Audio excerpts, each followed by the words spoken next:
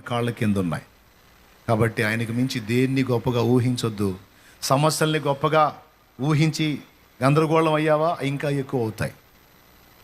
రోగాన్ని గొప్పగా ఊహించుకొని గందరగోళం అయ్యావా, రెండవ స్టేజిలో ఉన్నది నాలుగో స్టేజీకి పోయింది. అర్థమైందా? మొదటి స్టేజిలో ఉన్నది నాలుగో స్టేజీకి పోయింది. రోగాన్ని గొప్పగా ఊహించుకుంటే, దేవుణ్ణి బట్టి దాన్ని చూసే ఇదంతా నా దేవుడు తీసేస్తాడు అనుకో, ఫోర్త్ది కూడా మొదటి స్టేజ్కి వచ్చేసిద్ది. వచ్చిద్దే మీరు హల్లెలూయా చెప్పినా చెప్పకపోయినా, చప్పట్లు కొట్టినా వచ్చిద్దంతే.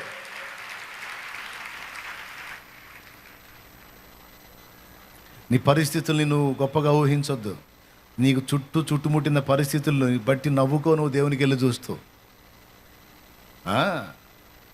నాకే